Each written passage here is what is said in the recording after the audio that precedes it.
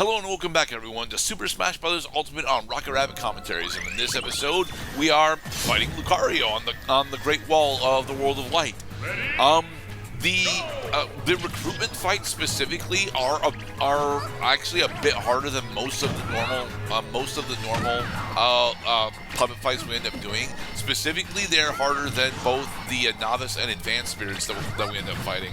But they are actually less difficult than most of the Esna spirits on the map. And they are significantly more difficult than the legend spirits that are available on the map. Thankfully, World of Light only actually has 2 legend spirits on the map that we can attempt to map out, and we are going to be skipping both of them. Oh look, our Eevee has maxed. Good for Eevee. Wait, where is Eevee? Eevee is Eevee is currently the spirit that we've been using in order to steroid our stats. But now that Eevee is maxed out, what we're going to be doing is we're going to be switching over to, after we max out Nick, level max. I am Captain Rainbow. Nice. Captain Rainbow is actually got one of the best abilities in the entire game. He has got first strike advantage, which if you manage to land the first attack on an enemy, you get to be invincible for a small period of time. Oh shit. So yeah, the speed run, the low percent speed run for a Smash Ultimate specifically leverages using the transformation extension in the skill tree that we've not actually shown off yet, as well as Captain Rainbow, in order to make it through the World of Light segment of the game much faster than I can, to the point where I think they only spend about half an hour in World of Light in total, thanks to Captain Rainbow.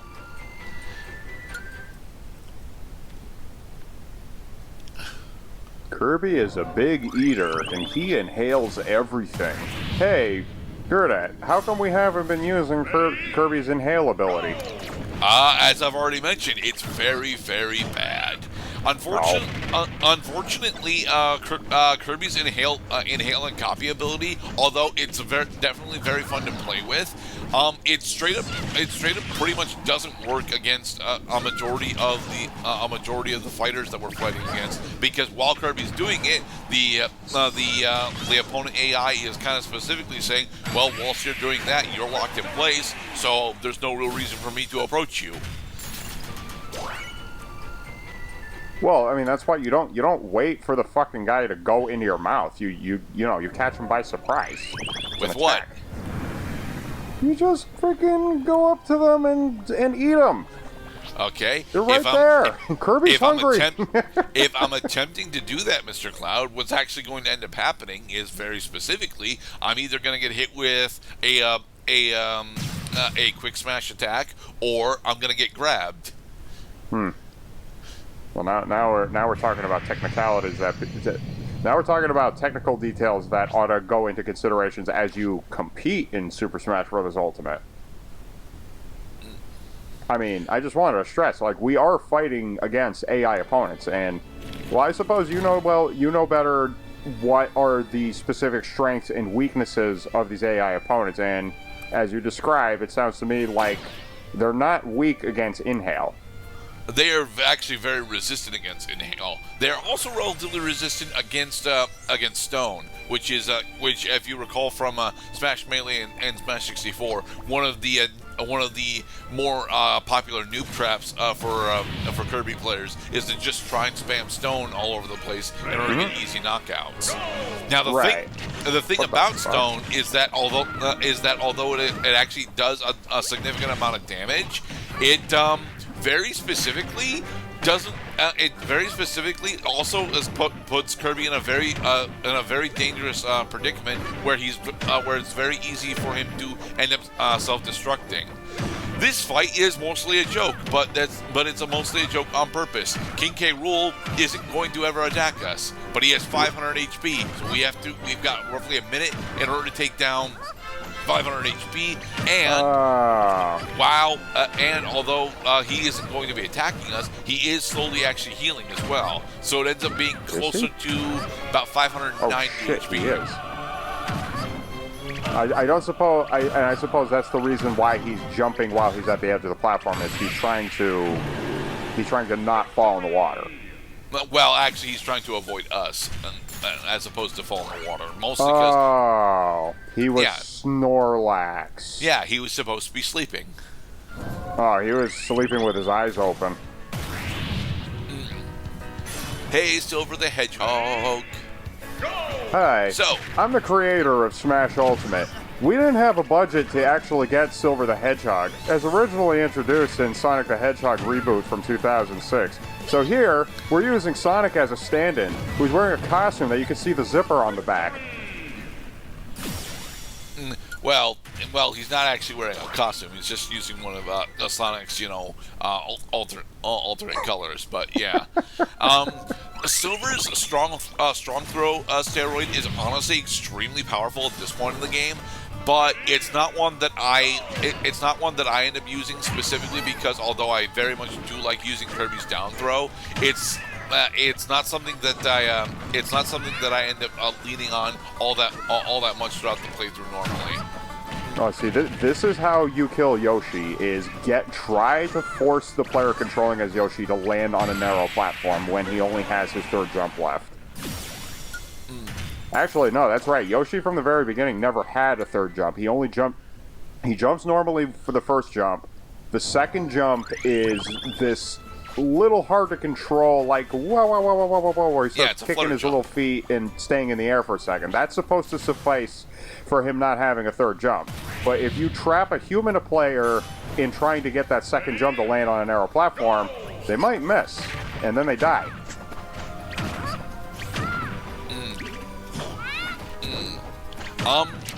Yoshi does actually have a recovery. It's very bad though. And the thing about Yoshi's recovery is that it's not it's a combination of up special into down special. That is Yoshi's actual recovery. You do up special in order to gain a small amount of height, and then you can do down special to gain a little bit more height, as well as shoot yourself slightly forward. If you manage to hit a ledge whilst doing the fall down of down special, you will successfully recover. At least I think so. I'm not actually all that good with Yoshi.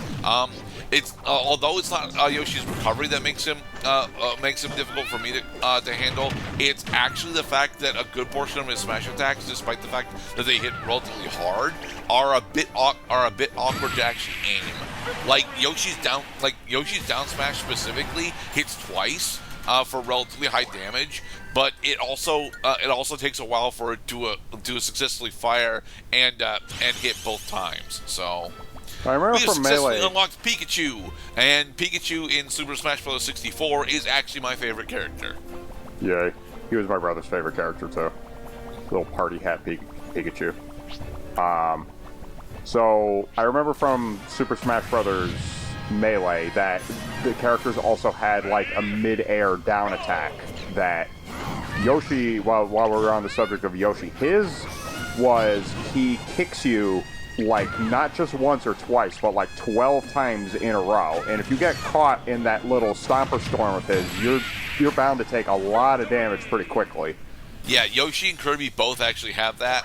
And for the record, technically Mario has got something similar with his Cyclone, as does Luigi. In fact, a lot of characters down aerial neutrals end up down aerial normals end up feeling a lot like Yoshi's old one, but less impactful. Hey, Palutena. We won't be unlocking Palutena until the very end of the game, and I am sad about it because Palutena was honestly my favorite character to use in Smash 4.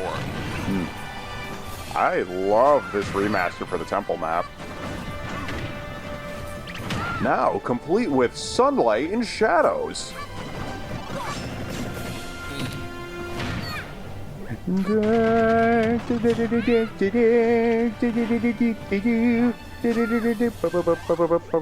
Ah, See, you almost we inhaled actually him. did inhale.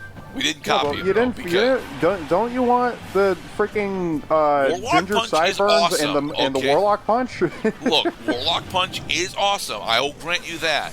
But Kirby doesn't get a good version of the Warlock Punch because, you know, he's got very stubby arms. So, Oh, yeah, that's right. So so there's still that nuance to it. It's not an exact duplicate of the character's standing special attack. It's the Kirbified special. yeah. It's why getting DK and Ganondorf and even Captain Falcon to a lesser extent for Kirby is technically a downgrade. I freaking loved Falcon Punch Kirby. Falco Punch! Hey, Fox. As Fox everyone knows at pretending to this be now? point, Fox and Falco are the literal best characters in Super Smash Bros. Melee. Fox in this game is honestly almost as good as he is in Melee. The issue that Fox ends up having in this game is that his attacks have actually been slowed down from Melee. So, Well, since Melee, and I'm glad that you and I both are bringing up Melee a lot, because, especially for me, because I probably have more playtime and experience with Melee than any other Smash games, including the original. That Fox in that game was very powerful. And then, as a comparison of Melee to other Smash games, it seems that since Melee, the game formula and polish has been concentrating less so on speed and more so on cinematic flair and flourish as you do these attacks. Like, even occasionally stopping time for a moment so you could see the action. yeah. Because Melee was like on crack with something. its speed. Dramatic flair and finishes is definitely something that Smash Ultimate very much relishes in. It's not actually the best. It's not actually the best at it, but it is very good at it. So, I mean, I like it. I love that, like, yeah, a super finisher. He was low on health, and you hit him with a wicked powerful attack. So here we have one of the new Mii styles, the Mii Gunner. The Mii Gunner is honestly pretty bad. He's effectively just a worse version of Mega Man, and as such, yeah, just play Mega Man. Rayman.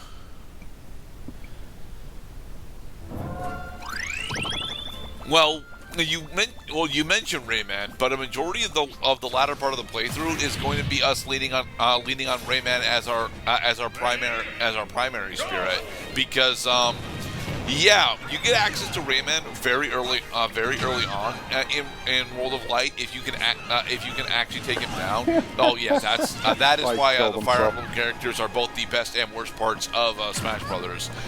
Because although there are a bunch of Fire Emblem characters and they're all relatively high tier, you need to have the mechanical skill to not self-destruct with them in order for them to actually be at all fun to play. I actually really like Ike. Like, Ike is actually my second or third favorite character in Smash Ultimate, and he is actually my favorite character in Brawl. So. Okay, Gabora. Yes. Ready? This particular fight introduces us to. It will be happening in a Young moment. Link. Although it does actually introduce us to Young Link as well, who's primarily actually a projectile spammer, as far as I have been informed. Mostly because of how powerful his mini bomb is. So we didn't actually interact with the primary gimmick there. But Gabora gives us a fog immunity as a support spirit, which would be interesting if I didn't actually know how to fight under dense fog already. So. And in the next episode of Rock Rabbit Commentaries play Super Smash Bros. Ultimate. Well, after we go take down Shedinja, we'll continue on attempting to get over to the Holy Shrine part of the map. Take that, Shedinja. Bleh. Holy shit. All right, be safe, everybody.